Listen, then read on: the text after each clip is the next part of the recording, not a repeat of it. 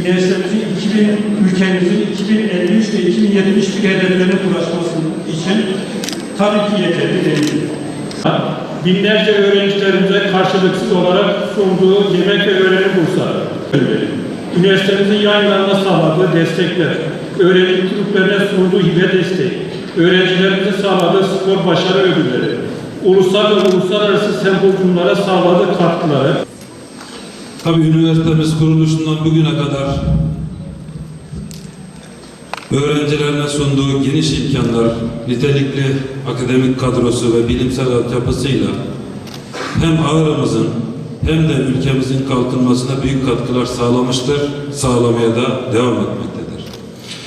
Üniversitemizin büyümesi ve gelişmesi sadece akademik anlamda değil, aynı zamanda sosyal ve kültürel hayatı da canlandırarak şehrimizin, Ağrı'mızın bir cazibe merkezi haline gelmesine vesile olmaktadır.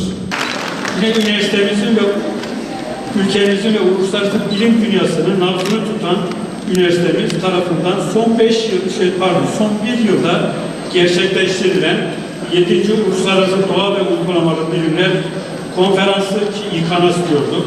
7. Uluslararası Ağrı ve Rum Gemisi Sempozyumu, 8. Uluslararası Amerikan Sempozyumu, Ağrı Dağı Solunum Zirvesi Çalıştayı, 12.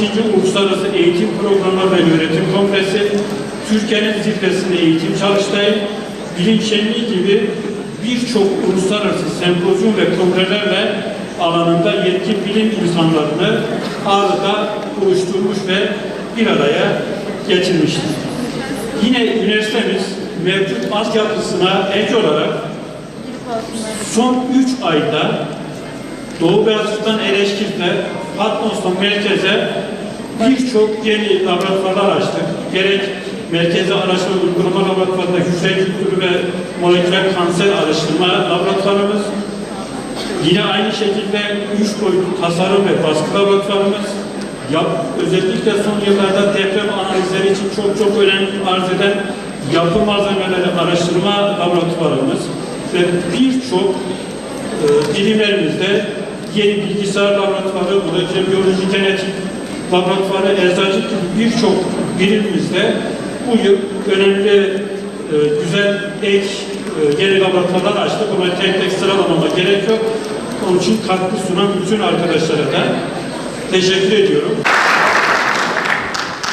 Bahri doktora cübbelerini, belgelerini ve hediyelerini Rektörümüz Profesör Doktor Sayın Abdülhamit Karabulut takdim edeceklerdir. Arz ederim. Eleşkirt Celal Oruç Yüksekokulu öğrencilerinden Bedine Kurt'un çiçek takdimi olacaktır.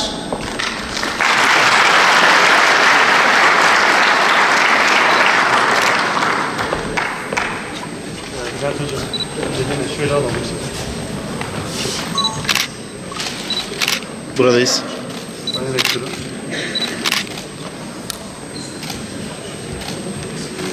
İbrahim Çaçak Üniversitesi ailesiyle birlikte bugün burada olmaktan büyük mutluluk duyuyorum.